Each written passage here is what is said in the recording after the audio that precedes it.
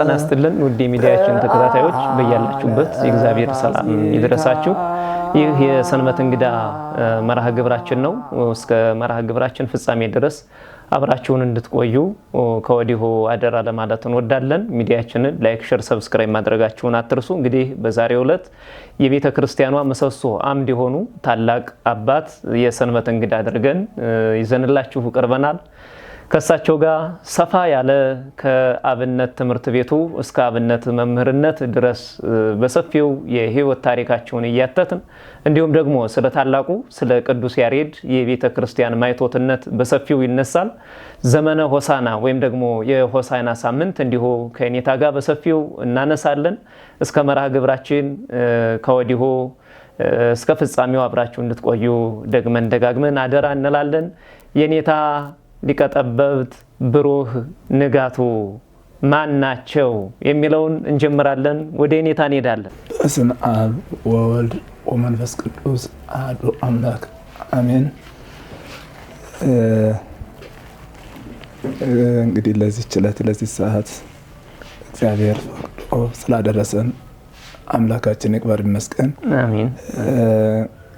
ያው እንግዲህ እኔ የተወለድኩባት በደቡብ ጎንደር ላይ ጋይንት ተብሎ በሚጠራው ልዩ ስሙ ዋቲ ማርያም በምትባል ቦታ ነው የተወለድኩት። ያው እድሜ እንግዲህ ለትምህርት ሲደርስ ያው ከመምህሬ ከእንታ ጎላ ተሰማ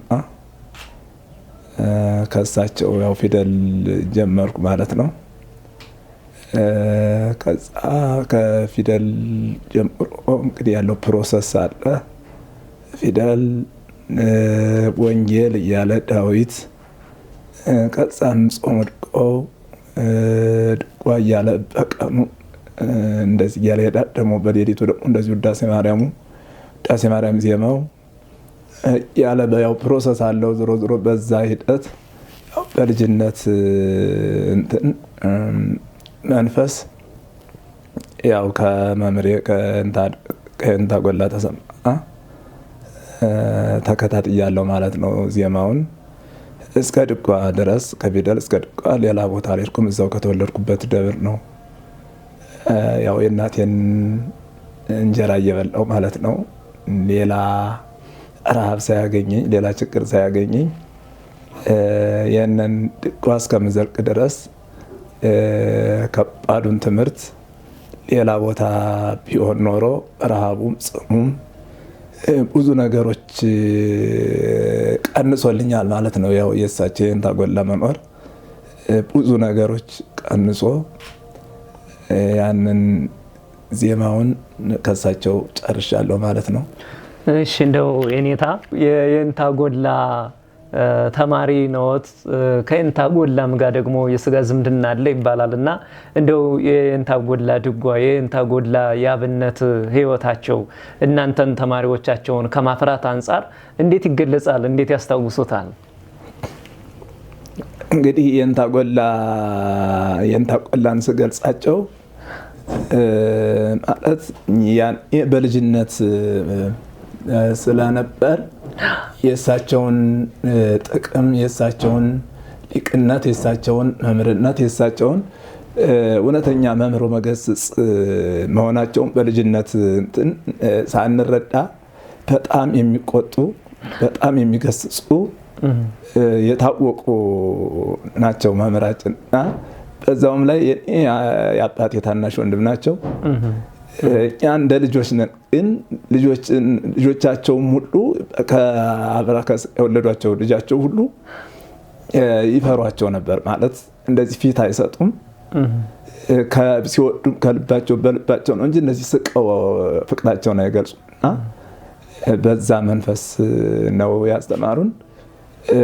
ወደ እንግዲህ እኔ እስከማውቃቸው ድረስ 20 ምናምን ባለፈው ቆጥር ያለው 20 የድጓ መምህራን ማለት ነው ከኛ ጋር። እንግዲህ እኔ የማላውቃቸው ሊኖሩ ይችላሉ። አሁን በዚህ በአዲስ አበባም የእሳቸው ልጅ መርጌታ ጀነጥበብ ጨምሮ ማለት ነው ወደ 20 የሚሆኑ የድጓ መምህራን ብቻ። ሌላው ድጓ ተምሮ ሳያስመሰክር ወደ አቋቋም ቤት ወደ ቅኔ ቤት የሄደው ቁጥር ስፍር የለውም። እሱ በጣም ብዙ ነው እና ከዛ አንጻር የድጓ መምህራን ሆነው ከኔ ጋር እንደኔ ሆነው ያስመሰከሩት እንዳልኩት ወደ 20 አካባቢ ናቸው ነው የቆጠርኳቸው። በዛም በላይ እንግዲህ በአካባቢው ካሉት መምህራን በላይ ጋይንት ዋናው ስመጥር የሆኑት የእንታ ጎላ ናቸው ማለት ነው። የእንታ ጦመ ልሳን መሸለሚያ ቡክ ያሉት ከሳቸው እንደሳቸው ማለት ነው። እንግዲህ ከሳቸው ነው እንግዲህ እኛ የተማርን እንደ ልጅ ሆነን አጎትም ቢሆኑ ያው ልጆች ሆነን ያደግነው በልጅነት ስሜት ነው ያሳደቁን። እየቆነጠጡ እየገረፉ ነው ያው ያሳደቁን ማለት ነው።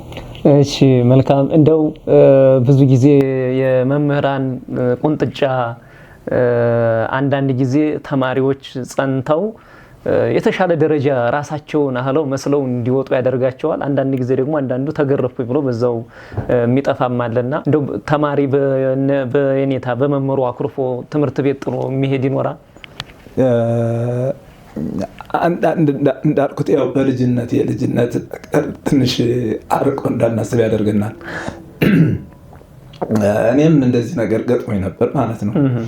ድጓ እየተማርኩ የሆነች ጥፋት አጥፍቼ በጣም ተገረፍኩ ማለት ነው። በዛች የተነሳ አልማርም ብዬ ሁሉ ወስኜ አልሄድም ምናምን ነበረ። ከዛ እንደገና 1-3 ቀን ከቤት ካልኩ በኋላ ጓደኞቼ ሲማሩ ስሰማ እንደገና ደግሞ የአባቴም እንደገና ሲቆጣኝ እንደገና ሄድኩኝ። እንደዚህ አይነት አንዳንድ ልጆች አሉ እንደዚህ በቃ በጣም ስለሚቆጣ በጣም ስለሚቀርብ በዛ እንትን ብለው የሚቀሩ አኩርፈው የሚቀሩ ልጆች አሉ። ግን የሚገርመው ነገር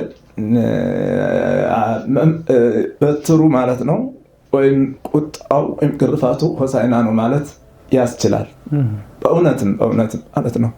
እሳቸው የገረፉት፣ እሳቸው የመቱት፣ እሳቸው የተቆጡት ተማሪ አንድ መምህር ሳይሆን የቀረ የለም። ሁሉም እና በጣም ሲገረፉ የነበሩት በጣም ሲቆጧቸው የነበሩት ሁሉም መምህር ነው የሆኑት። በጣም እና እውነትም ሆሳዕና ነው ማለት ይቻላል ማለት ነው። በጸጋ ከተቀበሉት ካመኑበት። ግን በልጅነት ስሜት ከሆነ የሌላ በማኩረፍ በምናምን ያው ትምህርቱን እንዲያቋርጥ ይችላል ማለት ነው። እሺ የኔታ በጣም ጦም የሆነ የልጅነት ትውስታ ነው እያነሱልን ያለ። እንደው የድጓ ትምህርት ቤቱን ከጨረሱ በኋላ ከዛ በኋላስ ደግሞ ወደ ሌላ የአብነት መምህራኑ መሄድ አለ እንደተባለው የኔታ ጋር በሚማሩበት ሰዓትና ጊዜ ልመናው የለም፣ የእናት ሽሮ ነው የእናት እንጀራ ነው ሲበላ የነበረው እና ከዛ በኋላ ትልቁን ፈተና ትልቁን ትምህርት በእናት ቤት ተምረው እንደገና ሌላ ተማሪ ቤት ሲሄዱ ደግሞ እንዴት ነው የሆነበት? ልመናው አለ፣ ውሻው አለ፣ መራቡ መጠማቱ አለና ወደ ሌላ ትምህርት ቤት ሲሄዱ እንዴት ነበረ? የትስ አካባቢ ነው? በጣም ከባድ ነው ማለት ከእናት ቤት ወጥቶ ወደ ሌላ ለመሄድ አንደኛ ነፍስ ማወቅ ያስፈልጋል። በራስ ፍላጎት በራስ ተነሳሽነት እዚህ መሄድ አለብኝ ብሎ ለመሄድ እድሜያችን ገና ለዛ አልደረሰም ነበረ። ለመወሰንም ያው በቤተሰብ እንትን ነው የሚወስንልን ቤተሰብ ነው። ይሄን አድርግ በምንባለው መንገድ ነው ማለት ነው። እና ከዛ ዜማውን እንደጨረስ ምንድነው የተደረገው? አንዳንድ የሚመክሩን ወንድሞች ወይም ቤተሰብ በቃ በዚሁ ቤተልሔም ይሄዱና ያስመስከሩ። ሁለት የማወራው አንድ ጓደኛም ስለነበረኝ ማለት ነው ከኔ ጋር አብረን ማንለያይ አጎቴ ልጅ እንደዚሁ መምህር ነው ሰናይ አሁን እዛው ከቦታው ነው እያስተማረ ያለ። ሁለታችንም አንድ ላይ ነን፣ መንትዮች ነው ምን መስሎና ሁለት አስመስ የማወራው ለዛ ነውና ከዛም ኪነ ጥበብ የሳቸው ልጅን ከኛ በኋላ ነበርና ወደዛ ለመሄድ ቤተልሔም ይውረዱ ምናምን የሚባል ምክር ስለነበረ ያ ደግሞ የመምህራችን ፈቃድ አልነበረም ማለት ነው። ይሄን ተጎላ ማለት ነው። ምንድነው የእሳቸው ሀሳብ? ልጅነትም ስለነበረ ድጓውን ካስመሰከርን በኋላ እንድናስተምር ነው እንጂ የሚፈልገው እንደገና ወደ ሌላ ወደ አቋቋም ቤት ወደ ቅኔ ቤት እንድንሄድ ስለማይፈልግ እሱ ምንድነው ያለው መጀመሪያ ቅኔና አቋቋም ማወቅ አለባቸው የሚለውን ወሰነ ማለት ነው። ትልቅ ውሳኔ ደግሞ የሱ ስለነበረ ያው ወደ አቋቋም ቤት እንድንሄድ ተደረገ። በሰዓቱ አካባቢው ሩቅ ቦታም እንዳንሄድ ስለተፈለገ እዛ ጉዛ መድኃኔዓለም የሚባል የኔታ መክብብ ነበሩ። አዲስ እንደወጡ ነበር ወደ እሳቸው እንድንሄድ ተደረገ ማለት ነው። ከዛ ከእሳቸው አባቴ ናቸው ወስደው አድርሰው የመጡት። ያው ልጆች ስለነበር ሊደበድባቸው ይችላል ወይ የሆነ ነገር ይሆናሉ ተብሎ እሳቸው አድርሰው አደራ ሰጥተው ለመምህራችን የኔታ መክብብ ተመለሱ ማለት ነው። ከዛ እየተማርን እያለን ከኔታ መክብብ ጥሩ በጣም ደስ ብሎን እየተማርን ጉባኤውም በጣም ልዩ ነበረ። ደግሞ ያው ጉዛ መድኃኔዓለም የሚባል በጣም የሚገርም ታቦት ነው። እንደው በጣም ያው ብዙ ጊዜ ሌላ ጊዜ ልናወራው እንችላለን እንጂ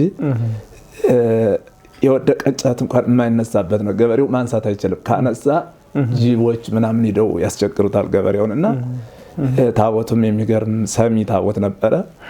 ብዙ በረከትና ጸጋ ያገኘንበት ቦታ ነው።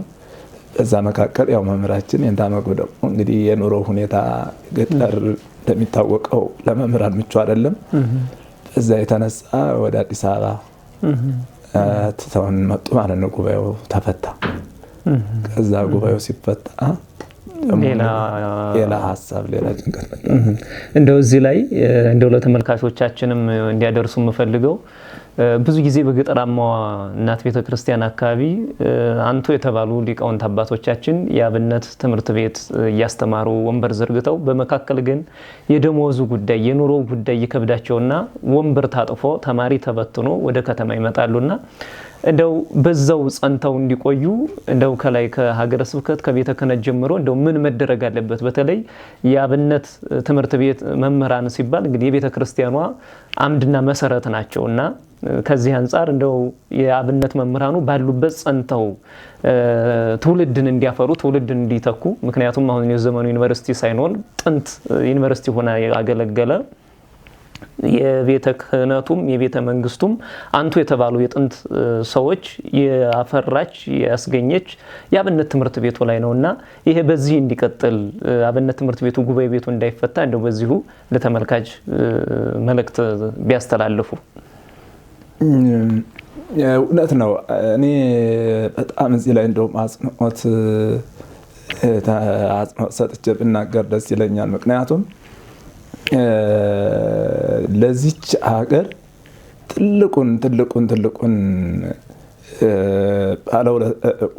ባለውለታዎች መምህራን ናቸው። በዛን ሰዓት እንደ ዘመናዊ ትምህርት እንዳሁኑ እንትና አልነበረና አባቶቻችን ከፊደል ጀምሮ ሲያስተምሩን ጥንቅቅ አድርገው ማለት አንዲት ፊደል እንኳን የቷ ከናት የቷ ኮና ኮ ፊደሎቹን ጠንቅቀን በቃ ያነባበቡ ያነጋገሩ አፉን ከፍቶ እንዳይጮህ ምን አድርጎ መጮህ እንዳለበት ሁሉ እኔንታ መክብብ እንደውም ሲያርሱ ሁሉ በጣም በሮቹን ሲያርሱ ሁሉ ፊደሏን ጠብቀው ነበር። የምትለውን መሀል ላይ በሬ ሲያርሱ ወጣም ይባል አይደለ?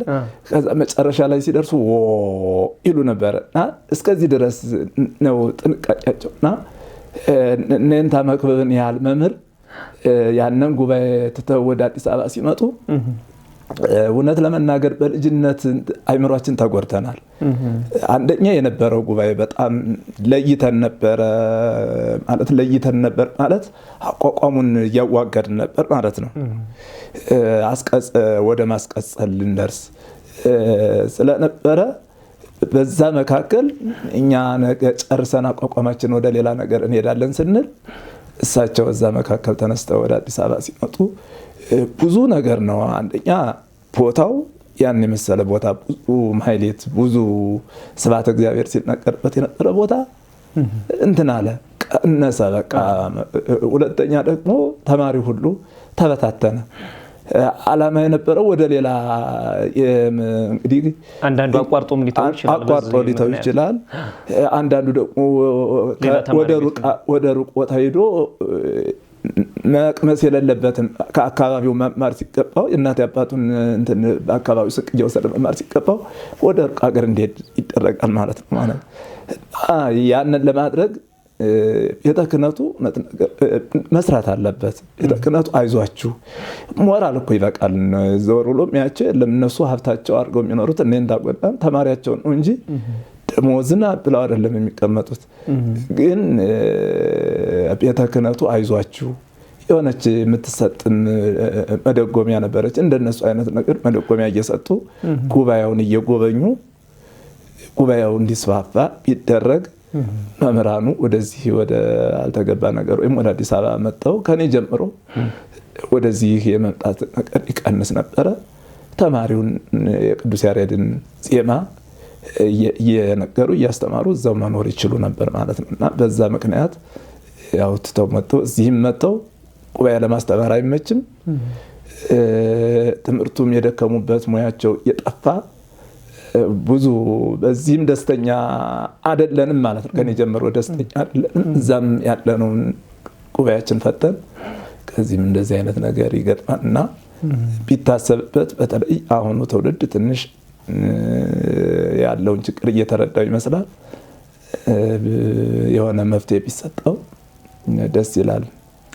እሺ መልካም የኔታ እንደው የድጓው ቆይታ የአቋቋሙ ቆይታ እንደዚህ ቀጠለ። ከዛ ደግሞ ቅኔ ቤቱ አለ። እንደው በዚህ መካከል ከአቋቋሙ በኋላ ቅኔ ቤቱ ሴት አካባቢ ነበረ፣ እሱን አንስተውልን እንደው በዚህ መካከል ደግሞ ገጠመኞችም ካሉ እስኪ ያንሱልን። ያው እንግዲህ ያው ዝሮ ከዚህ ከእንዳ መክብብ ላይ ነበር የነበረውና እንዳ መክብብ ትተውን ሲመጡ ሌላ አማራጭ በዛው አካባቢ ሌላ መምህር መፈለግ ተጀመረ ማለት ነው። ወደ ጎንደር ወደ ሌላ እንዳይኬድ ያቋቋሙ አይነት እኛ ተክሌ ስለነበረ ተክሌ ነው የሚፈለገው ማለት ነው። ተክሌ ሲፈለግ በአካባቢው የነበሩት የእንታ ደሴ የእንታ ምሳሉ የሚባሉት የድጓ የዝማሬ መዋሲት ያቋቋም መምህር ሊቅ የሆኑት ወደ እሳቸው ሄድን ማለት ነው። ያው ከእሳቸው ደግሞ የተወሰነ ቆየን። እዛም አልጨረስነውም በአንዳንድ ምክንያቶች የተነሳ ደግሞ ወደ ሌላ ወደ ስማዳ የሚባል ሀገር ሶስተኛ መምህር ማለት ነው። ሶስተኛ መምህር የእንታ ኃይለማርያም ባህሩ የሚባሉ በጣም ምሁር የሆኑ አሁንም በዚህ ገርጅ ቅዱስ ጊዮርጊስ የሚገኙ ያቋቋመ መምህር የመጽሐፍ መምህር ናቸው። በጣም ሊቅ ናቸው። ወደ እሳቸው ሄድ ማለት ነው። ሶስተኛ ያው ከእሳቸው ነው የጨረስነው አቋቋሙ። መጨረሻ መምህራችን እሳቸው ናቸው። ከዛ ደግሞ ወደ ቅኔ ቤቱ ተሄደ። እንደገና ደግሞ እንግዲህ አንደኛ ይሄ ምን ያህል ጊዜ ነው የሚፈጀው? የአንድ የአብነት መምህር ብቁ ሆኖ እዛ እንደገና ደግሞ ቤተልሔም መውረድ አለና ምን ያህል ጊዜ ይፈጃል? እንደገና ደግሞ ይህን ያህል ጊዜስ ከፈጁ በኋላ እንደው ቤተክርስቲያን የኔ ሊቃውንት መምህሮች ናቸው ብላ በተለይ ከላይ ያለው አካል ቦታ የመስጠት እድሉስ እንደው እንዴት ይታያል? ማለት ያው ጊዜውን የሚበላው እንዳልኩት ነው።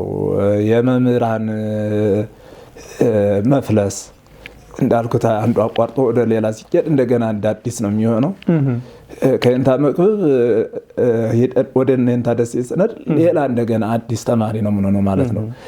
አንደኛ ተማሪውም የተለየ ሌላ ጓደኞች ነው የምናፈራው፣ አዲስ ናቸው። ከተማሪ ጋር መላመድ አለ፣ ከአካባቢው መላመድ አለ። ያኛው ቆላ ነበር፣ ያኛው ደግሞ ብርድ አካባቢ ሆነና እሱ ትምህርቱን ቶሎ መጨረስ ያለብን ነገር ቶሎ እንዳንጨርስ ያደርገናል ማለት ነው።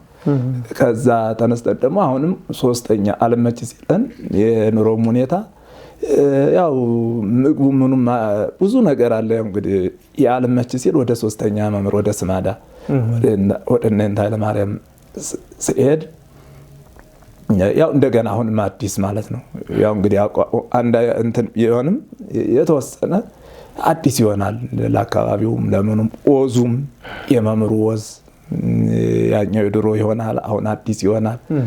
እዛ ስለምን ያቋቋም ወዝ ደግሞ አስቸጋሪ ሁሉ ጊዜ አዲስ በየጊዜው ሰብጎ ለእግዚአብሔር ስብሐት አዲስ ስለሆነ በየጊዜው አዳዲስ ቁርሮ ስለሆነ ያችን ለመያዝ ብዙ እንትን ይላልና ትንሽ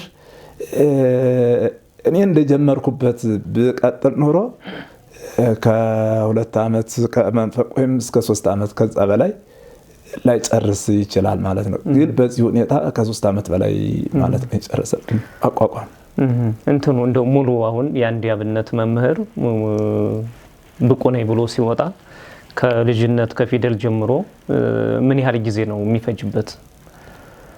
በትንሹ እንደው ከዚህ እስከዚህ ብለን ልናውቀው እንችላለን? እንትን ነው እኔ አሁን ይሄንን እንደዚህ ነው ከዚህ እስከዚህ ነው ብዬ ለመናገር ትንሽ ይከብዳል። ማለት የድሮዎቹ ያውም አቋቋም ላይ ትኩረት አይሰጡም ነበር የድሮ የድጓ መምህራኖች ማለት ነው። ለአቋቋም ትኩረት ሳይሰጡ እንኳን ለድጓው ብቻ እስከ 40 ዓመት የሚጨርስባቸው መምህራኖቻችን ነበሩ። ምክንያቱም እነሱ የሚማሩት በአንድ ድጓ ነው። አንድ ድጓ ምናልባት በሳምንት አንድ ጊዜ ቢደርሳቸው ማለት ነው። ያውም ላይደርስ ይችላል አንዳንድ ትልልቅ ተማሪው ሲበዛ በዛ ድጓ ተምሮ እንደገና ድጓ ጽፎ ያንን ደግሞ በደንብ እነሱ ታዋቂነትም ስለነበረ ታዋቂነት ከዛ ከልጅነት ጀምሮ ስለሚመጣ ታዋቂ ለመሆን ሁሉን ነገር ድጓውን በቃላቸው ወስነው ስለሚወጡ በጣም ብዙ ጊዜያትን ይጨርስ ነበር። ከዛ ደግሞ ወደኛ እድሜ ሲመጣ እኛ ደግሞ ትንሽ ከነሱ ድጓ ቢያንስ የታተመ ድጓ ነበር። ያንን ብሩም ያንን ለማግኘት መከራ ቢሆን እኔ ለማግኘት ተቸግሬ ነበር ድጓ ለመግዛት። ከዛ ድጓው ተገዛ። ድጓው ደግሞ መታረም ነበረበት። ለማሳረሚያ ደግሞ አሁን ብር ያስፈልግ ነበር። ክፍለ ሀገር ደግሞ ብር አንጡ ለማለት አንድ በሬ ቢሰጥ ይሻለዋል እንጂ ቤተሰብ እንደዚህ አይነት ችግር ስለነበረ ያ ነገር ትንሽ እንትን ይላል። እንዳሁኑ ጊዜ አይሆንም። ሆኖ ግን እኛ ያው ቅድም እንደተናገርኩት በልጅነት ስለነበረ የጀመርነው ያው መምህራችንም እየተከታተሉ ስላስተማሩን እኔ በ23 ዓመቴ ነው ድጓ መምህሩኝ የወጣሁት ማለት ነው። በ23 ዓመት ምናልባት እንደው በእኔ እድሜ ይወጣ አይደል ነው እንግዲህ እንደዛ ነው ማስበው ከማየው አንፃር ማለት ነው። ስለዚህ ቢያንስ በትንሹ አንድ የድጓ መምህር ሆኖ ለማውጣት ከ20 እስከ 30 ዓመት ይፈጃል። እስከ 30 ዓመት ይጨርሳል። በቃ በደንብ ታዋቂ ለመሆን ጉባኤ ተክሎ ለማስተማር እስከ አቋቋሙንም ቅኔውንም አውቆ ሙሉ ሰው ሆኖ ለማውጣት 30 ዓመት ይጨርሳል ያስባለሁ። እንደው የቅኔ ቤቱን አላነሳንምና ቅኔ ቤቱ የት ነበረ? እሱ ብቻ ነው የቀረን። አዎ እንግዲህ ያው ከእንታ ስማዳ ከእንታ ኃይለ ማርያም እያለን ያው እንግዲህ በዛን ሰዓት ወደ 3 መምህራን ነው እንትን ያልነው። እዛ ላይ ደግሞ ዜማም እንዳልኩት ድጓውን ከላልሰን ስለሄድን አቋቋሙ ብዙ አላስቸገረንም እኛና አቋቋሙ በጣም ወድጀው ነበር። አቋቋሙን ለማስመስከር ነበር ፍላጎቴ የነበረው።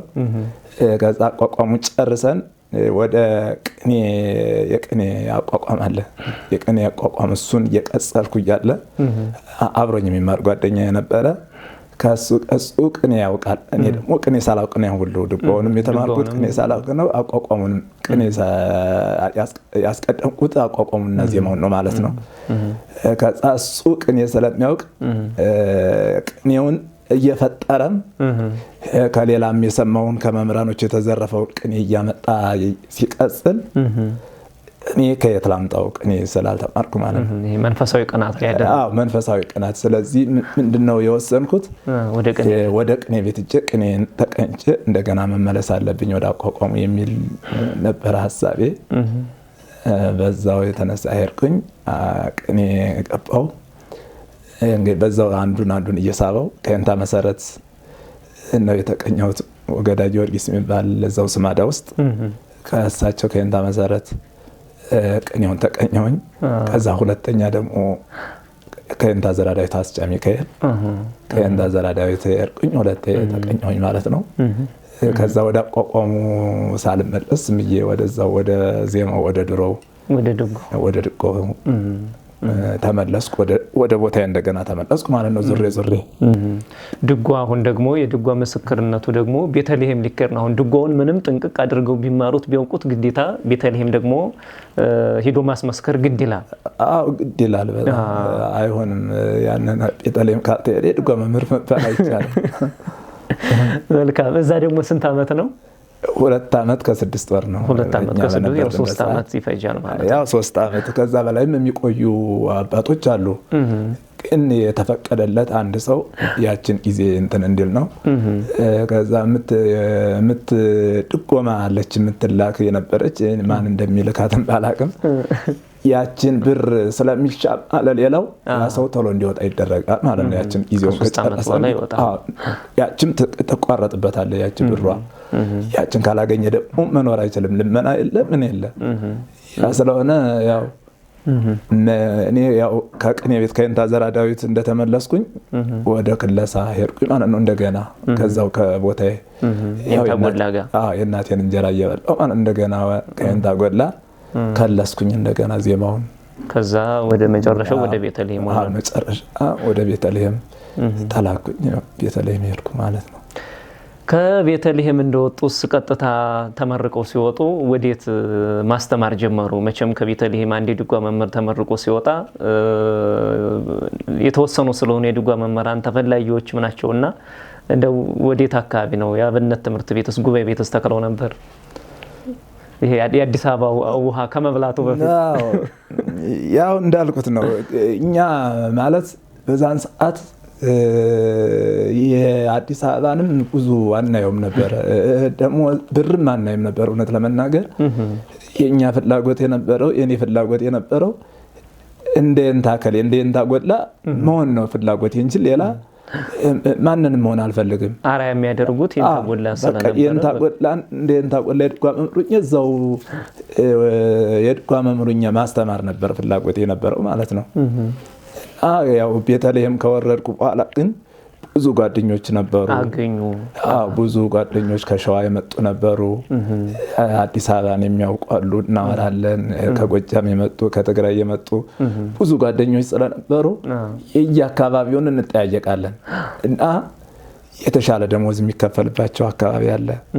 እኛ አካባቢ ደግሞ ሲታይ ምንም በቃ ከዛ አርሶ እንደ ገበሬው መኖር ብቻ ነው እንጂ ሀብቱ ተማሪው ብቻ ነው። ደሞዙም በጣም ያስቃል። አሁን የእንታጎላ ሲከፈላቸው 150 ብር ነው የሚከፈላቸው። እኔ በነበርኩበት አምኜ ሳለሁ 150 ብር ነው እንግዲህ ለአንድ ሊቅ የሚከፈለው የነበረውና ያ ብር ምን ይሆናል በተለይ በአሁኑ ሰዓት እና ያ ስለነበረ ከጓደኞቻችን ስናወራ የአዲስ አበባ የሚለው ነገር ሀሳቡ ይመጣል። የተለያዩ ቦታዎችን ለማየት ልባችን እንትን አለ። ያው ከዛ ከቤተልሔም እንዳለ የእረፍት ሰዓት አለ። ከልደት እስከ አብይ ጾም እረፍት ይሰጣል። በዛ ሰዓት አዲስ አበባ መጥቼ ነበር ለማየት ማለት ነው። አዲስ አበባ መጥቼ ያለውን ሁኔታ አይቼ አብይ ጾም ሲመጣ ተመልሼ ወደዛው ሄድኩ ማለት ነው። ከዛ የሚወራውን አይተው ተመለሱ። በቃ ዙሮ አዲስ አበባ ለመምጣት ነበር ፍላጎቴ ከዛ በኋላ ማለት ነው። እዛም ሳየው መምሮችስ በእርሻ ስለነበረ ጊዜው ደና ብዙ እርሻ ስለነበር በዛ ምክንያት ነው እኔ እርሻ የለኝ ምን የለኝ በምን እንድተዳደር የሚል ሀሳብ ስለያዘኝ ወደ አዲስ አበባ ለመምጣት አሰብኩ። ግን ሆኖም የእግዚአብሔር ፈቃድ ስለሆነ ጊዜን እንደጨረስኩኝ በፋሲካ ለወጣ ወፋሻ ቂላነ ምሕረት የምትባል ከዙራባ አረጋዊ አጠገብ አለች። ታላቅ ደብር ናት። እሷ መምህሩ እንደዚሁ እንደኔ ወደ አዲስ አበባ ፈልሰው መምህር አብይ ጾምን ጾሞ ድጓ የሚቆም ያጣሉ። ወደ ቤተልሔም መጡ ማለት ነው። እነሱ መምህር ፍለጋ ጉባኤ ቤቱ ጋር ሲመጡ ሊቀ ማእምራን ሙሉ ገላው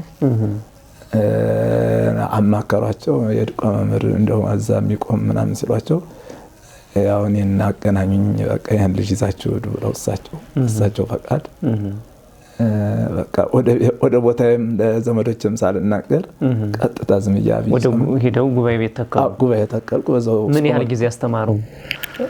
2 ዓመት ከ6 ወር እንደዛ አካባቢ ወደ 3 ዓመት ተጣግቷል።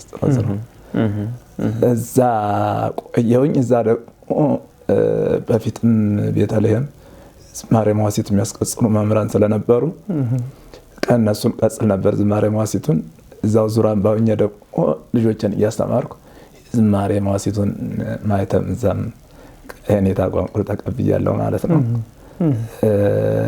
2 ዓመት ከ6 ወር እንደቆየው ያው የኑሮ ሁኔታ አልመች አለ።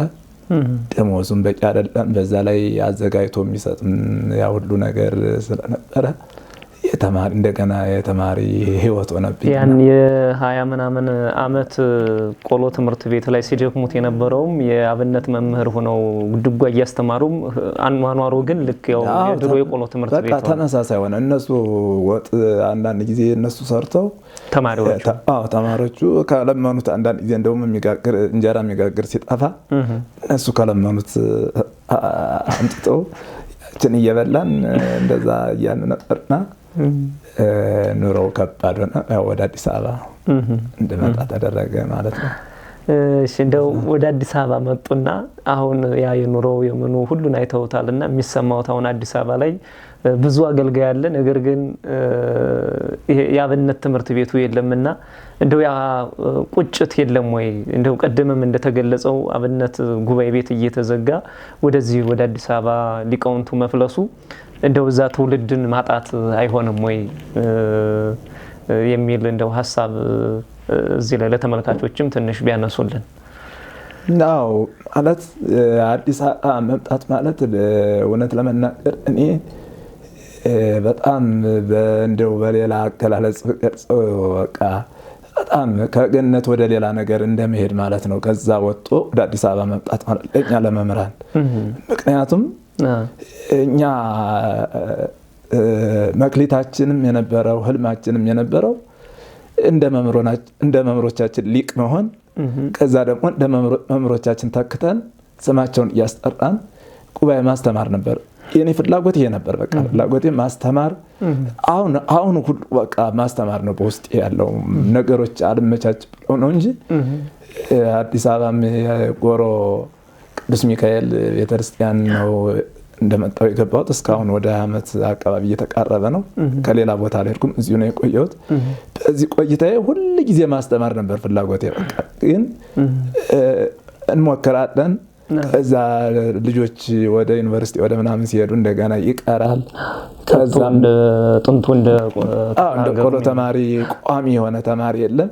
ከዛ ደግሞ ድካም ይሆናል። በቃ ተስፋ ያስቆርጣል። በዛ የተነሳ ያው እኛም ደግሞ ሌላው ህይወት አለች። ህይወትን ደግሞ ለማስተዳደር ከዛ ወደ ትዳር ዓለም ስንገባም ደግሞ ራስን ለማሸነፍ የሚሮጥ ሩጫ አለ።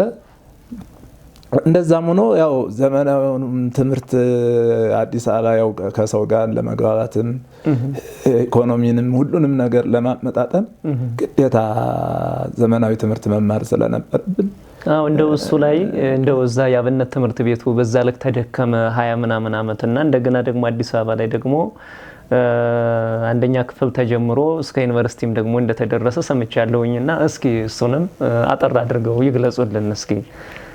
በምንድነው የተመረቁትስ? የት ዩኒቨርሲቲ ድረስ ነው? እሱን ያንሱልን በእውነት። አዎ ማለት ይሄ አዲስ አበባ ከመጣሁ በኋላ ብዙ ስነ ልቦና ሳይኮሎጂካል የሚባለው ነገር በስነ ልቦና በጣም ተጎድቼ ነበር። በተለይ እኔ አንደኛ ወደዛ ወደ ጉባኤም ልቤ ተመልሳ ይላኛል። ከዛ ደግሞ እጀስ የሚለው ነገር ስለነበረ ከዚህ ጋር ያለውም ደግሞ ደሞዟም በጣም የምታስቅ ነበረች የነበረችው መነሻችን። በዛች ደሞዝ እንዴት ነው የሚለው ነገር ያስጨንቅ ነበረ። ከዛ በኋላ ግን አይምሮ የሚያርፍበት ነገር ፈልግ ነበር። በቃ አይምሮዬን ምን ላይ ላሳርፈው ስል በቃ ዘመናዊ ትምህርትን እግዚአብሔር ፈቅዶ የማታ ትምህርት ጀመርኩ ማለት ነው። የማታ ትምህርት ሲጀምር ያው ሁለተኛ ክፍል ነው የገባሁት እና በዛን ሰዓት እንግዲህ በጣም ይከብዳል። እኛ በእህቶቻችን እንኳን እንደዚህ አንነካም። ገጠር ከእህቴን እንኳን እንደዚህ አቅፌት አላውቅም እና ከአንድ ዴስክ ላይ ሶስት ሆኖ ያውም ሴት ጋር ቁጭ ብሎ መማሩ ከዛ ደግሞ ብዙ የሰለጠኑ የአዲስ አበባ ልጆች ናቸው ብዙ እንትኖች አሉ እና ከነሱ ጋር ለመማር ቁጭ ብሎ ለመግባባትም ትንሽ ይከብድ ነበር ከመምህራኖች ጋርም ካሉ ግን ያው ቀስ በቀስ እየተለመደ ከሁለተኛ ወደ ሶስተኛ እንትጽል በጣም እየወደድኩት መጣሁ ትምህርቱን። በተለይ የእንግሊዝኛ ትምህርት በቃ ልክ ከግዕዝ አይተናነስም እስካሁን ድረስ። በቃ አሁን ከቤት ቁጭ ብዬ ግዕዙን ትንሽ አንብቤ ሲሰለችኝ በቃ ወደ እንግሊዝኛው ነው የምሄደው እና በጣም እየወደድኩት መጣሁ። በትምህርት ቤቱም ተሸላሚ ነበርኩኝ የማታ በቃ እንደዚህ ሲል በቃ ሞራል እየሆነኝ ማለት ነው። ደሞዟም እያደገች ትምህርቴንም በአንድ በኩል ደግሞ ሌላም የተለያዩ ስራዎች እየሰራን ያው እስከ 6 እስከ 7 የማታ ሞከርኩ ማለት ነው። ከዛ አንዳንድ ሰው ደግሞ ምክር ወደ ቀን እንዳዞረው ተመከርኩ። ወደ ቀን አዞርኩት ማለት ነው። ከዛ ከጎሮ ትምህርት ቤት ህዳሴ ትምህርት ቤት የቀን ትምህርት ቤት ገባ ማለት ነው። ከህዳሴ ትምህርት ቤት ወደ ለም 8 እና 9 ማለት ነው።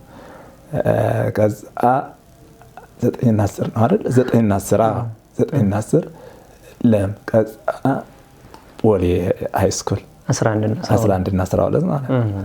በቃ እንደዛ እያለች እየጣፈጠች በዛ ሌላውን ነገር ረሳሁት ማለት ነው። በቃ ሌላውን ድካሙም ምኑም ብዙ እንትን አላለኝም። ደስ እያለኝ በመምህሮችም የሚሰጠኝ እንትን ጥሩ ነበረ። በዛ ሁኔታ ያው ሃይ ስኩል ጨረስኩ። ከዛ ዩኒቨርሲቲ መጥቶልኝ ነበረ። ከዛ ወደዛ ዩኒቨርሲቲ ለመሄድ አልተመቸም። እንጀራዋን ነበረች ደግሞ ሌላ እንጀራ ፍለጋ ለምን ሄዳለሁ በሚል ዩኒቲ ዩኒቨርሲቲ ጀመርኩ ማለት ነው። በዛ ዩኒቲ ዩኒቨርሲቲ በማኔጅመንት መሰለኝ አይደል? በፒውር ማኔጅመንት። ለምንድን ነው ይሄ የማኔጅመንቱን የመረጡት? ለምንድን ነው? አይ እንደው የመረጥኩት እንዴት እንደመረጥኩት እኔ ፊት ፍላጎት ህግ ነበር ማጥናት የምፈልገው ማለት ነው። ህግ ነበር በጣም በውስጥ ማጥናት የፈለግኩት። ያ ህግ ለማጥናት ብዙም አልተመቸኝም። ከዛ ወደ ማኔጅመንቱ አንዳንድ ሰዎች ይመክራሉ። ሌላ ሰው አሁን ላንተ የሚሄደው ካንተ ጋር የሚሄደው በቤተክርስቲያን ውስጥ ከኖርክ ይሄንን ብታደርግ ነገ አለቃ የመሆን እድል የተለያዩ ነገሮች ቤተክርስቲያናት በጣም እንትን እያሉ ነው። አሁን ያሉበት ደረጃ ጥሩ አይደለምና እኛም ያው ያለን ስሜት አለ በቤተክርስቲያን የማኔጅመንት ችግር አለ። ግልጽ ነው። ገንዘቡ በአግባቡ ይባክናል። መድረስ ባለበት አይደርስም። ሊቃውንቶች አያገኙትም፣ የደከመ ሰው አያገኘውም እና በዛ አይነት ያው ማኔጅመንቷን እንደው እድሉን ካገኘሁኝ ልሰራበት እችላለሁ፣ ያልተስተካከለውን ላስተካከልበት እችላለሁ በሚል እንደዛ ወደ ማኔጅመንት ሄድኩኝ። እሱ ማለት ነው እንግዲህ በእውነት የኔታ ቃለ ሕይወት ያሰማልን። በጣም ደስ የሚል ቆይታ ነው። እንግዲህ ተመልካቾቻችን ከቆሎ ትምህርት ቤት እስከ ድጓ መምህርነት እንዲሁም ደግሞ ከዘመናዊ ከሁለተኛ ክፍል እስከ ማኔጅመንት ምሩቅነት በዚህ ልክ ያለፉ ታላቅ አንጋፋ መምህር ነው ይዘንላችሁ የቀረም ነው። እንደው የኔታ ወደ ኋላ ለመልሰውትና እዛ ቆሎ ትምህርት ቤት ላይ ከነበረው ገጠመኝ እስኪ አንድ ሁለት ያጫውቱን። ያው በቆሎ ትምህርት ቤት ወይም በቄስ ትምህርት ቤት ብዙ ነገሮች አሉ፣ ብዙ ጨዋታዎች አሉ። በጣም አሁን እንደው ለሚዲያ የማይቀርቡ ማለት ነው። እኛ በጣም የሚያዝናኑን ማለት አይምሯችን አሁን ልጆች እዚህ ጋር አዲስ አበባ ያሉት በቲቪ በስልክ ምናምን አይደል የሚዝናኑት። እኛ ደግሞ የምንዝናናባቸው አይምሯችን ቀጽለን ወይም ተምረን ሲደክመን የምንዝናናባቸው ጨዋታዎች ነበሩ። በጣም ልዩ ልዩ አንዳንዶቹ ለሚዲያ የማይቀርቡ ናቸው፣ አንዳንዶቹም ለሚዲያ የሚቀርቡ ናቸው እና ከነዛ የገጠመኝ ምንድን ነው እኔ ብዙም ላያስቅ ይችላል፣ ግን ያው ከልጅነት አንጻር የኔ ሙያ በልጅነት እንትን ስላልኩት ዜማውን እንትን ስላልኩኝ ያንን እንዳደርግም በልጅነት ሙያውን እንዳውቅ ያደረጉኝ መምህሬ ተከታትለው ስላስተማሩኝ እንታጎላ ቆንጥጠው ስላስተማሩኝ በሰዓቱ እድሜን ሳልጨርስ በሰዓቱ ስለተማርኩኝ ልጅነት ነበረና አቋቋም እያለሁ ከእንታ ደሴ የሆነ ቦታ ሄድኩ ማለት ነው። ክብረ በዓል ሄደን ክብረ በዓል ዋዜማ ቁመን ብዙ ሊቃውንት ነበሩ። ብዙ እነንታ ማቆም እነንታ ዘላለም የሚባሉ መሸለሚያ በጣም የሚገራርሙ ድጓ ለማስመስከር ሊወርዱ ያሉ ገና አድራሾች ናቸው እነሱ። እኛ አቋቋም ገና እየተማርን ያለ አንዲት ትንሽዬ ፎጣ ነበረችኝ። ያቺ ፎጣ ደግሞ በቃ ያው ፎጣ ስንል እንደዚህ ዘመናዊ ፎጣ አይደለችም፣ አጭር ናት በጣም። ያቺ ፎጣ እንግዲህ ማታም ትለበሳለች፣ ቀንም ትለበሳለች። ሁለተኛ ደግሞ ቆሎም ይያዝባታል፣ ኮቸሮም ይሰጣባታል። ብዙ ሽታዋ ብቻ የተለያየ ሽታ ነው ያላት እሷ ፎጣና እሷን ለብሼ ነው የሄድኩት ወደዛ። ሌላ እንግዳ የገበሬ የደና የሀብታም ልጅ ነኝ እውነት ለመናገር የድሃ ልጅ አይደለም። ግን እንዴት እንደለበስኩት የተማሪ ጸባዩ ነው ባህሪው ነው ማለት ይቻላል እንጂ ከቤተሰብ ጋር የመገናኘት እድሉ ስለሌለ አይ ከቤትም ከጻም ጋር አይጠፋም ብዬ አስባለሁ። እዛ ትምህርት ቤት ግን ያችን ነው ለብሼ የምሄደውና ዋዜማ ቆን ምግብ እንደዚህ ተሰርቶ እያለ ሊቃውንቱ ተቀመጡ ማለት ነው። እንደየማዕረጋቸው እንደየደረጃቸው ተቀምጠዋል። ከዛ ደግሞ ያው ሙያ ነው እንጂ የሚታየው ይሄ እንደው ልብሱ አያምርም፣ ይሄ አጭር ነው፣ ይሄ ረጅም ነው፣ ትንሽ ነው፣ ትልቅ ነው የሚባል የለም። ሙያ ነው እዛ ጋር የሚያስቀምጥና የእንታ ከሌታ ያው ከዛ ከነንታ ዘላለም አጠገብ ተቀመጥኩ ማለት ነው። ያቺ ፎጣ እንዳለበስኩ ሻሻ ተመተንኩ አላልኩም። እዛ አስተናጋጁ ሲያይ በቃ ተማሪ እንግዲህ ዝም በዛ የገባው መስሎታልና በቃ ተናዶ እንዴት እነዚህ ሊቃውንቶች ጋር እንዴት ይቀመጣል ብሎ አንጠልጥሎ ወስዶታል። የትጣለኝ ከዛ አረ ተው እንደዚህ አይነት ነው ብሎ እስከሚያስረዱት ድረስ ጊዜ አልሰጠምና ከዛ በኋላ ለቃ ቤተሰብ ነበርን ከሱ ጋርም ካስተናጋጁ ጋር። ከዛ እንደገና ይቅርታ ጥሎኝ እንደውም ከቤቱ ወስዶ ጋቢ ሁሉ ጸናጽል ሁሉ የተሸለምኩበት አጋጣሚ ነበር ማለት ነው። ከሊቃውንቱ መካከል ለምን ትቀመጣለህ ነው አስተናጋጁ። አንደኛ እድሜዎትም አጭር ነው፣ ሁለት የለበሱትም የቆሎ ተማሪ ትንሽ ነው። በጣም አጭርም ነበርኩኝ። ከዛም እድሜውም ሁኔታ ገና ልጅ ነበርኩኝ። መጨረሻ ግን ጋቢም ጸናጽልም ተሸለሙ። አዎ በጣም አለች እስካሁን ድረስ እዛው ጸናጽሏ አለች እዛው። የሚገርም ነው። እንደው ጨዋታው መቼም ማያልቅም። እንግዲህ 20 ምናምን ዓመት የህይወት ታሪክ አስደናቂ ነውና እንደው በዚህ መካከል መቼም ድጓ ሲነሳ የድጓ አምድና መሰረቱ ጉልላቷ ሊቁ ቅዱስ ያሬድ ነውና እንደው ቅዱስ ያሬድ ማን ነው ተብለው ቢጠየቁ ማን ነው ብሎ ይመልሳሉ? እንደው ሁኔታ ቅዱስ ያሬድ ማን ነው ካልከኝ መልአክ ነው ብዬ ነው የምመልስልህ። በቃ መልአክ ነው።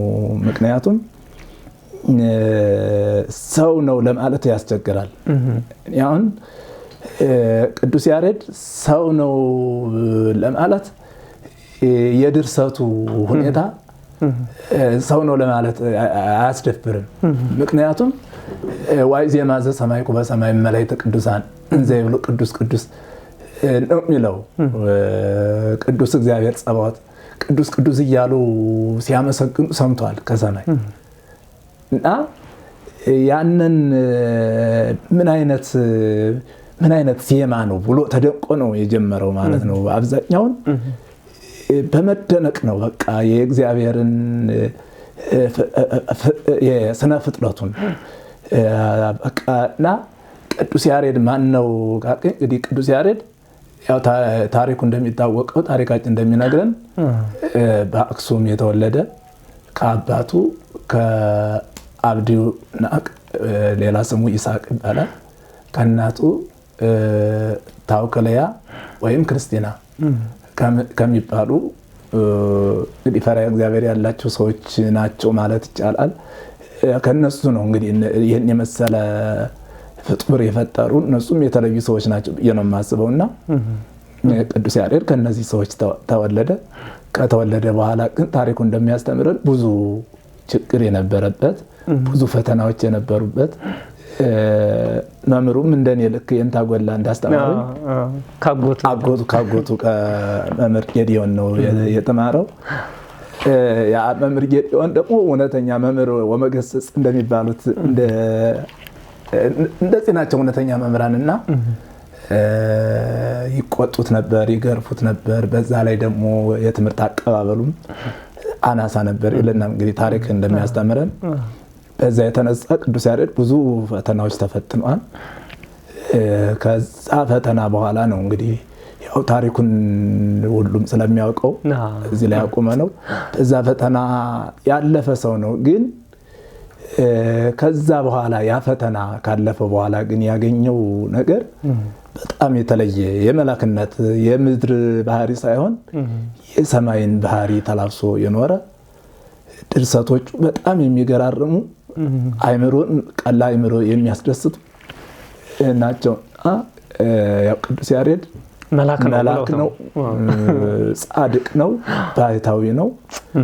እንግዲህ በዛን ሰዓት ከአቡነ ከንጉስ ከአፄ ገብረ መስቀል ጋር የነበራቸው ቁርኝነት የነበራቸው ፍቅር ንጉሱ ምን ያህል ቁጭ ብለው ዜማውን ሲያዳምጡ እንደነበረ በዛ ላይም እንግዲህ እንትናቸውን እንኳን ረስተው ጦሩን ከእግሩ ላይ እስከሚጥሉ ድረስ በዛ ላይ ደግሞ ምን ላድርግልህ፣ የት ቦታ ላስቀምጥህ፣ ምን ስልጣን ልስጥህ የሚል ሁሉ ጥያቄ ቀርቦለት እሱ ግን ያው እንትኑ ድርሰቱ የተለየ ስለነበረ ከብሉይም ከአዲስም ያንን እያጣፈጠ ስላቀረበው በዛ የተነሳ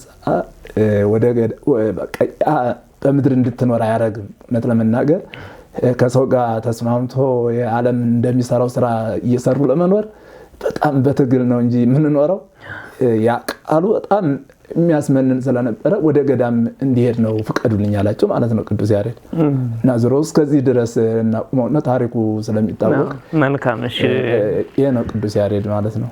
መልካም። እሺ ኔታ እንደው ቅዱስ ያሬድን ስናነሳ እንደው ዝም ብለን አናልፍምና የህይወት ታሪኩን አጠር አድርገው እንደገለጹት ከምንም በላይ ደግሞ በቃ መላክ ነው ብለውታል። ለቤተ ክርስቲያናችን ያለው ውበት ድምቀት ቤተ ክርስቲያን መቼም ቅዱስ ያሬድ ባይኖር ይሄ ሁሉ ውበቷ እንዲህ አይነት ሊቃውንቶችንም ማግኘት አይቻልም ነበርና እንደው ቅዱስ ያሬድ በመጽሐፍ ቅዱስ እንዴት ይጠቀሳል? እንደው መጽሐፍ ቅዱስ እንዴት የተራቀቀበት ቅዱስ ያሬድ እንደው እስኪ የተወሰነውን ያንሱልን። አዎ ቅዱስ ያሬድ በጣም ማለት ንብ ማለት ነው። ንብ አበባውን ከተለያየ ነገር ተቀስመውና ያ ደግሞ የሚጣፍጥ አድርጋ ማር እንደምትሰራው ማለት ነው። እንደዛ አድርጎ ነው የሰራው። ቅዱስ ያሬድ ምንድነው የሚለው? ያሬድ ማሕሌታይ ለእግዚአብሔር ካህኑ ስብሐተ ትንሣኤ ዘይዜኑ ኦሪት ቶታኑ ወንጌል አሳይኑ ነው የሚለው። ምክንያቱም ኦሪት የጫማ ማሰሪያው፣ ወንጌል ደግሞ ጫማው የተጫመተው ማለት ነው። ያ ጫማው በዚህ ደረጃ ነው ቅዱስ ያሬድ የሚቀጥልና በመጽሐፍ ቅዱስ ስናይ ኦሪቱንም ወንጌሉንም በተለየ አገላለጽ በተለየ ስንኝ ግጥም በሚመስል ነገር በዜማ አድርጎ ዜማው የተለየ ዜማ ነው። ዜማው በቃ ልብን የሚመስጥ ነው። በዛ ላይ ደግሞ ግጥም የሚመስል ነገር አስመስሎ በግጥም መልክ ነው ያቀርበውና የቃላት አመራረጡ ደግሞ ወንጌሉና አሁን ወንጌሉ ያስቀመጠው እንዳለ ከእንትን ሲተረጎም ትርጉሙን እንዳለ ዝም ብሎ ነው ያስቀመጠው። ብዙ የሚታረሙ ነገሮች አሉ ስናያቸው፣ ግን ቅዱስ ያሬድ ያንን አጣፍጦ በቃ አስማምቶ በቃ ለአእምሮ እንዲመች ለአንደበትም እንዲጣፍጥ አድርጎ ማአሮሶ ገርጥመን ይላፎ እያለ ጥበብ አነጸት በወርቀ ጥበብ አጸነተከ ከመጥብ ልቡና ረስተከ መካና አእምሮ እያለ እነ ወልደ ነጎድጓድ ዮሐንስም በቃ እነሱን ሁሉ የገለጸበት ቅዱሳንን የገለጸበት ስነ ፍጥረትን የገለጸበት በዚህ በወንጌሉና በኦሪቱ በጣም ነው የሚገርመኝ። በቃ ምንም እንደዚህ አይነት ድርሰት ከዚህ በኋላም ይመጣል ብዬ አላስብም፣ እስካሁንም የለም በሚለው ነው ምለው ማለት ነው። እሺ ኔታ በእውነት የሚገርም ቆይታ ነው እያደረግን ያለ ነው።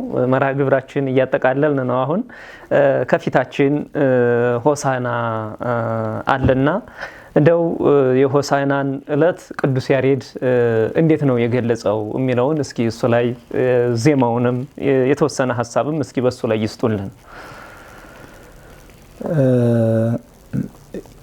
ሆሳዕና በቅዱስ ያሬድ በጣም ልዩ ቦታ ነው ያለው። ቅዱስ ያሬድ አንድ ጊዜ ወደ አቡነ አረጋዊ ለመጠየቅ ሄደው ነበርና ያችን ቦታ ሲያያት በጣም ተገርሟል። እሳቸውን ለመጠየቅና ከተገረመ በኋላ እሱ በቃ በሚገርመው ነገር ሁሉ ነው ዜማውን የሚደርሰውና የውጽዋ መላእክት ተበሰማያት ያለ ኦርክዋ ኦሪኤኩ ስነ ህንጻ ያለ ያችን የአቡነ አረጋዊን ቤተክርስቲያን ቦታ ያደነቀ ይዞር ነበር ይላል። እንግዲህ ሆሳዕናን በዛ ነው እሱ ቅዱስ ያሬድ እንትን ያላት። ሆሳዕናን ዑደት አለው ይታወዳል። ሌሊት ማህሌቱ አለ። የዑደቱ ቃለ እግዚአብሔር ለብቻ ነው። ሌሊቱ ማህሌት አለ። ከሌሊቱ ጀምሮ እስከ መዝሙሩ ከዛም አርባዕቱ ሁሉ በአጠቃላይ የዋዱ ቃለ እግዚአብሔር ሁሉ ከወንጌል እነ ኢሳይያስ የተናገሩት ኢሳይያስ 9:9 ብዙ ነቢያቱን በጠቅላላ ተፈሥሒ ወታሴ ወለተ ጽዮን እያለ እነሱ ነቢያቶቹ የተናገሩትን ትንቢት በጠቅላላ ይሄ በተለይ ኢሳይያስ ይበዛበታል። በዛ የተናገረው ነው። መዝሙሩ እንግዲህ የዕለቱ መዝሙር ወንዘ ሰሙን ነው። ሃሌሉያ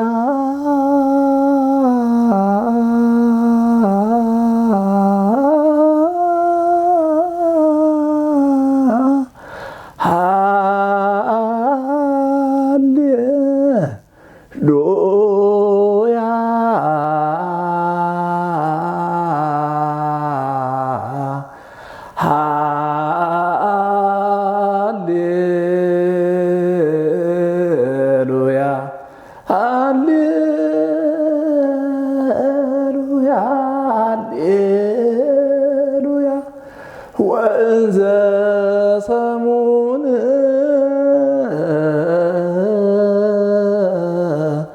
በዓለ ፋሲካ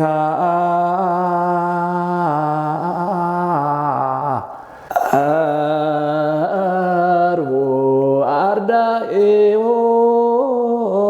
ለአምላከ ጽድቅ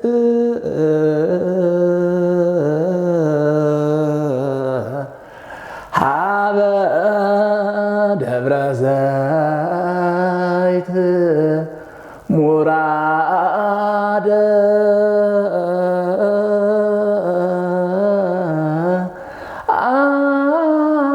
አቀብ ሀገረ እግዚአብሔር ወተቀበልዎ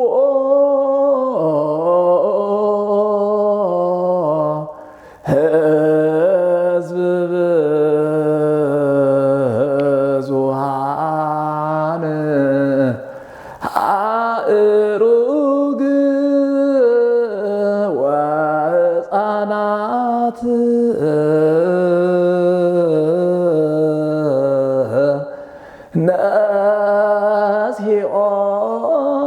አዕጾቀ በቀልት እንዘ ይብሉ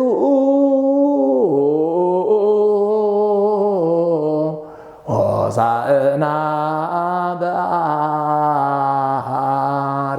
በአርያም ተጽዕኖ ዲበ እዋል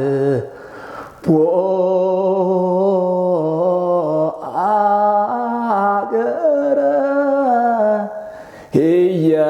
ኢየሩሳሌም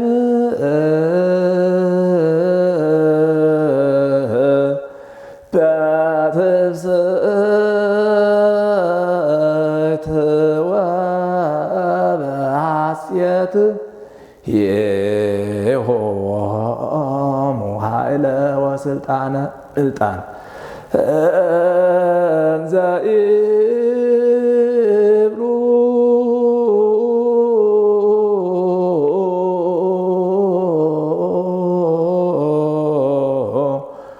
ሆሳዕና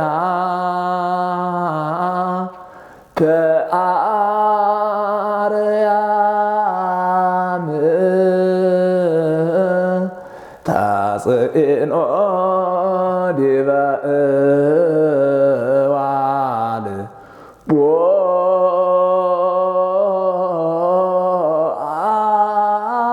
አገረ ኢየሩሳሌም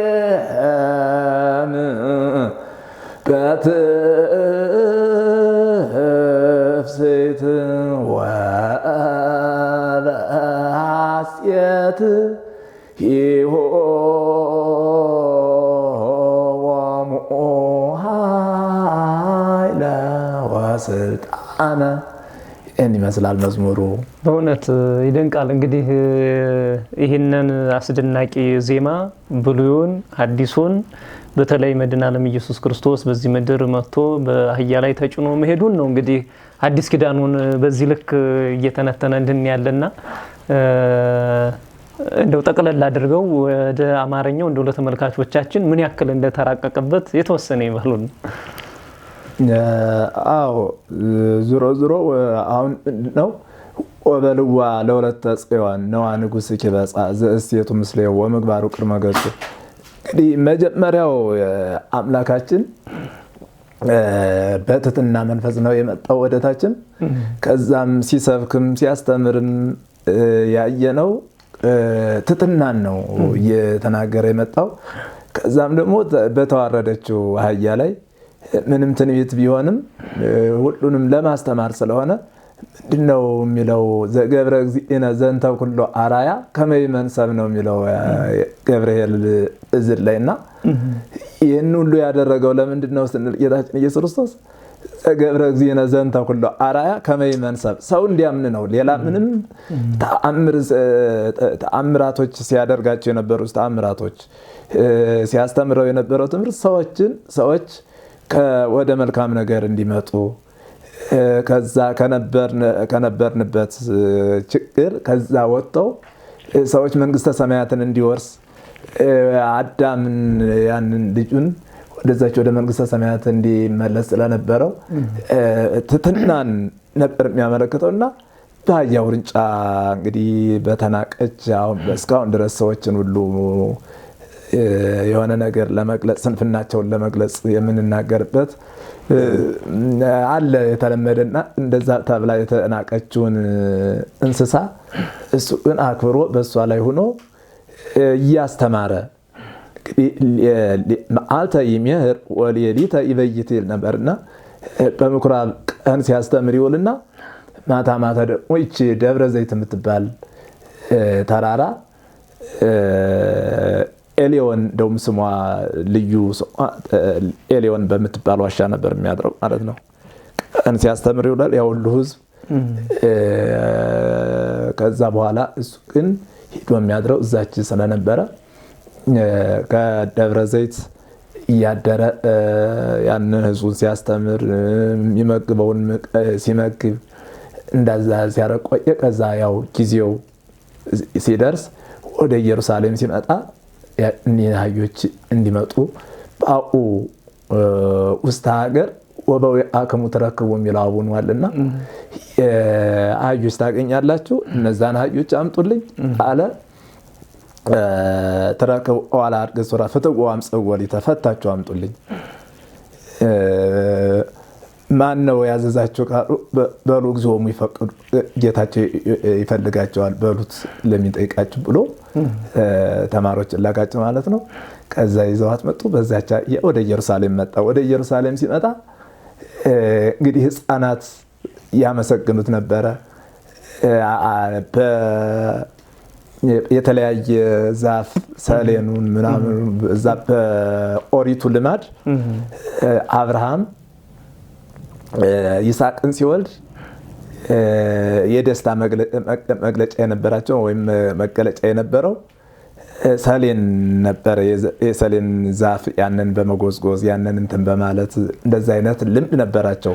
ይስሐቅም ደግሞ ያዕቆብን ሲወልድ እንደዚሁ በዛ ልማድ ጌታችን ኢየሱስ ክርስቶስ በዛ ሲመጣ ወደ ኢየሩሳሌም ሲመጣ ታምሩን ሲሰሙ የነበሩ ሲያደንቁ የነበሩ ሁሉ ያንን ነገር አንዳንዶቹ ወለነ ጸፉ አልባሲሆሙ ውስተ ፍኖት ልብሳቸውን ያነጥፉ ነበር።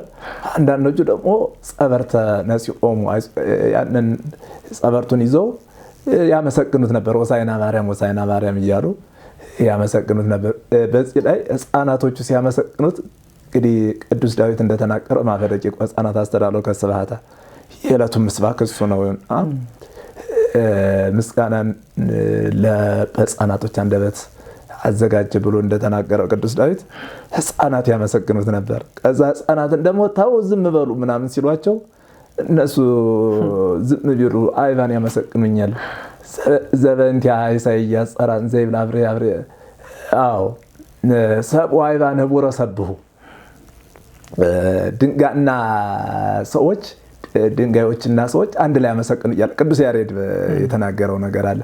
ሰብእ ወአእባን ህቡረ ሰብሑ እያለ ቅዱስ ያሬድ ያንን የድንጋዮቹንም ማመስገን የሕፃናቱንም ማመስገን ሰዎችንም አንድ ላይ አድርጎ ቅዱስ ያሬድ ኢሳይያስ እንደተናገረው በከመ ይቤ ኤርምያስ በከመ ይቤ ዳዊት በከመ ይቤ በወንጌል እያለ ነው የሚናገረው። ደግሞ እኔ ተናገርኩት ብሎ ራሱን አንድ ቀን ያደነቀበት ወይም ራሱ እኔ የፈጠርኩት ብሎ የተናገረበት እንትን የለም። የሚገርመው ነገር ስለራሱም ድርሰት አልደረሰም።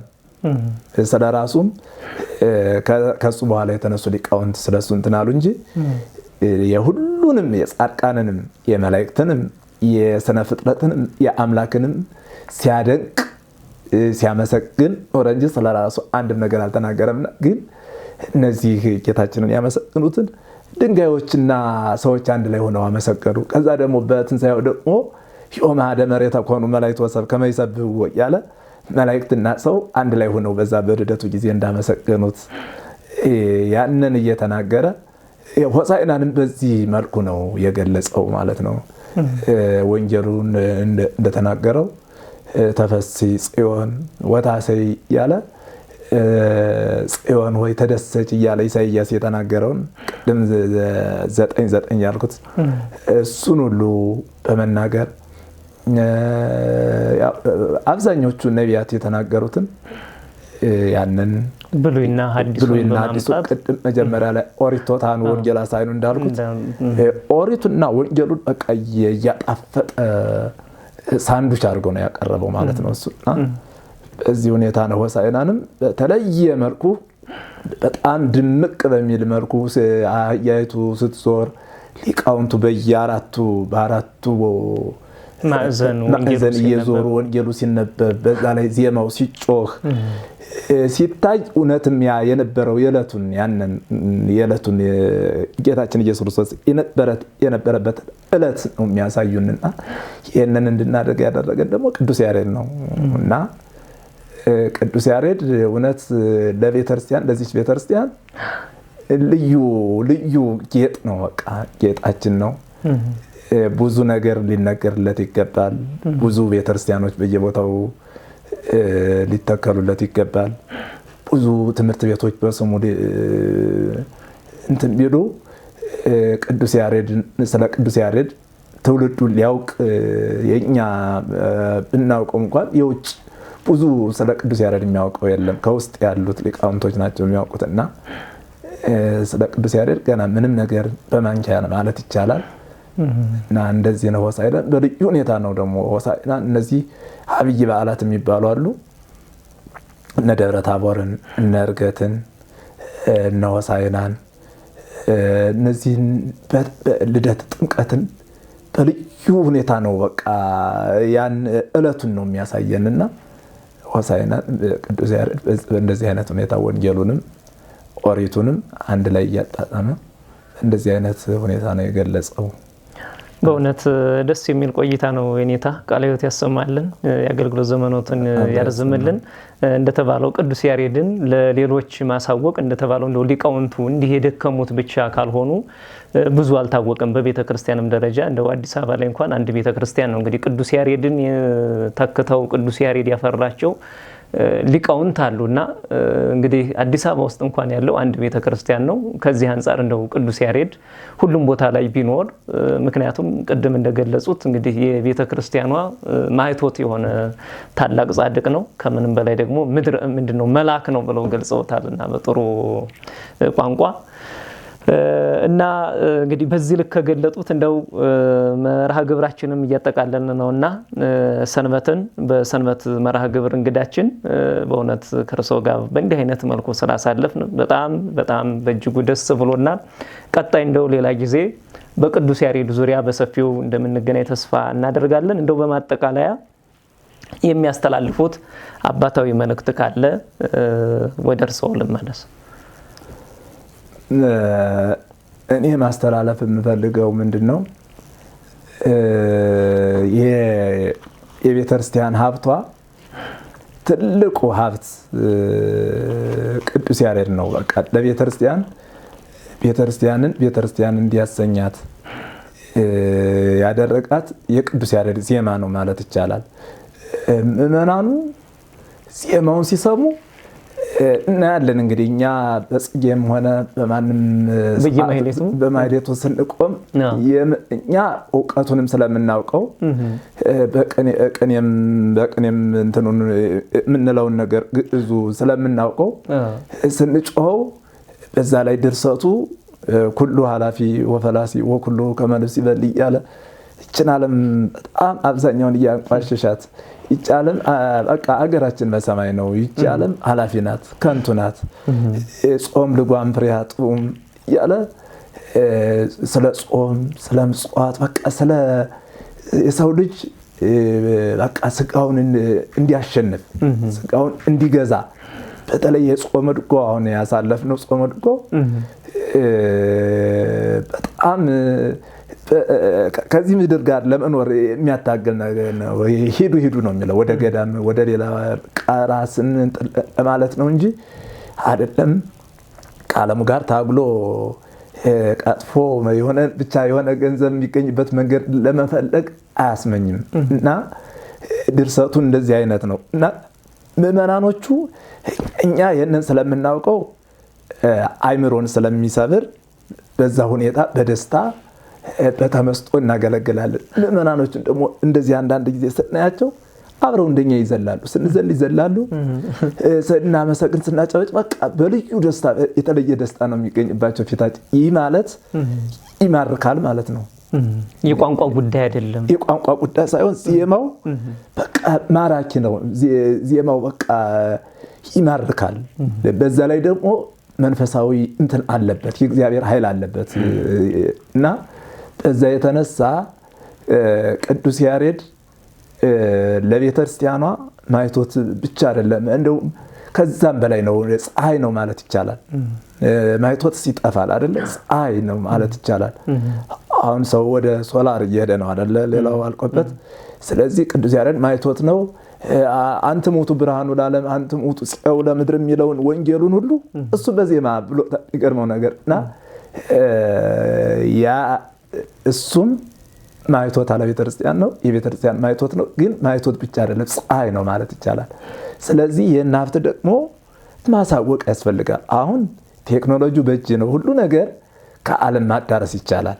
ዓለምን ማዳረስ ይቻላል፣ ማሳወቅ ይቻላል። ዓለሙን ቢጠቀምበት በጸሎቱም በድርሰቱም በዜማው ሁሉንም አውቆት ቢጠቀምበት መንፈሳዊ እድል ቢገጥመው ጥሩ ነው እና ስለ ቅዱስ ያሬድ በየቦታው ቤተክርስቲያን መሰራት አለበት። ማቋዝ ያንድ ቅዱስ ያሬድ አዲስ አበባ ብቻ ነው። በተለይ ወደ ክፍለ ሀገርስ የለም እና ከዚህ አንፃር በየክፍለ ሀገሩም ቤተክርስቲያን ቢሰራ በዛ ላይ ደግሞ እኛ የተማርንባቸው ታላላቆች ዙራምባን የመሰለ እነ ቤተልሔምን የመሰለ እነ ጎንደር እዚሁም ደግሞ በዚህ በጎጃምም ታላላቅ ጉባኤ ያሉባቸው እነሱ በአግባቡ ቢያዙ በዛ የተነሳ ቅዱስ ያሬድ በደንብ እየታወቀም ጉባኤ ቤት ሲሰፋ ቅዱስ ያሬድ ይሰፋል፣ ይታወቃል። ቅዱስ ያሬድ ይሰፋል። ቤተክርስቲያኗም ከዛ የበለጠ ሊቃውንቶች ይፈጠራሉ። እንደ ቅዱስ ያሬድ አይነት ሰዎች ሊፈጠሩ ይችላሉና በእንደዚህ አይነት ሁኔታ እንደው ስልጣን ያለው ሰው አቅምም ያለው ሰው በብርም በስልጣንም በአስተሳሰብም በምንም ስለ ቅዱስ ያሬድ ብዙ ነገር ጥናት ቢደረግ ሊቃውንቱም ደግሞ አሁን ያሉት ሊቃውንቶች ክብር ቢሰጣቸውም ጥሩ ነው። እንደው ቢታዩ ከደሞዝ ጀምሮ ከሞራል ጀምሮ እንዲያስተምሩ የት ነው ያላችሁት ምንድነው የምትሰሩት ተብሎ ቢመቻችላቸው ቁጭ ብለው የሚያስተምሩበትን እድል ሊገጥም ይችላልና እንደዚህ አይነት ቢደረግ እናንተም ይህን ሚዲያ ያዘጋጃችሁት ወንድሞቻችን በምትችሉት ማስተዋወቅ ሊቃውንቱንም እንደዚሁ ማስተዋወቅ ከዛም እንዳልኩት ይህንን ማድረግ የሚችሉ ሰዎች ማገዝ የሚችሉ ሰዎች መቀየር የሚችሉ ሰዎች ይህንን ነገር ትኩረት ሰጥተው ቢሰሩበት እላለሁ። አመሰግናለሁ። እሺ ኔታ ለነበረን ቆይታ ከልብ አመሰግናለሁ። ተመልካቾቻችን እንግዲህ ከየኔታ ሊቀ ጠበብት ብሩህ ንጋቱ ጋር የነበረን ቆይታ ይህን ይመስል ነበረ። በእውነት የቤተ ክርስቲያን አንጋፋ አባቶቻችን እንዲህ አቅርበን ስታዩቸው ቅዱስ ያሬድን እነ የኔታን አይን አድርጋችሁ ጆሮአችሁን ጆሮ አድርጋችሁ እንድታዩ እንድትመለከቱ ነው እንግዲህ። ስለዚህ ከምንም በላይ የተላለፈው መልእክት በጣም ሰፋ ያለ ነው። አብነት መምህራንን አብነት ትምህርት ቤቱን ጉባኤ ቤቱን በሰፊው ማገዝ ይጠበቃል። ቅዱስ ያሬድን እናከብራለን የሚል ሰው ስለዚህ አሁን ጉባኤ ቤቶች እንዳይፈቱ ወደ ገጠራማው አካባቢ በትልቁ ስራ እንዲሰራ ቅዱስ ያሬድን እንድናከብረው እንድናውቀው እንድንረዳው በዘመኑ ቴክኖሎጂም የምንችለውን እንድናደርግ ነው ጥሪ የተላለፈልን። በእውነት የኔታ ይህን ውድ ጊዜዎትን ሰውተው ከአገልግሎት መልስ በእንዲህ አይነት ቆይታ አብረውን ስለቆዩ አብረውን ይህን የመሰለ ውይይት ስላደረግነ በሰንበት እንግዳ መርሃ ግብራችን ከልብ እናመሰግናለን። ውድ ተመልካቾቻችን ሚዲያችንን ላይክ፣ ሼር፣ ሰብስክራይብ ማድረጋችሁን አትርሱ። ሰላም እግዚአብሔር ከእናንተ ጋር ይሁን። የኔታ ደግሞ ደጋግሞ ሌላም ጊዜ ወደ ሚዲያችን መጥተው ሰፊ የሆነ ትምህርት እንደሚሰጡን ተስፋ እናደርጋለን። ስለነበረን ጊዜ ሁሉ ከልብ እናመሰግናለን። ሰላም ሁኑልን። እግዚአብሔር ይስጥልኝ። እኔም አመሰግናለሁ። ሀገረ እግዚአብሔር ወተቀበልዎ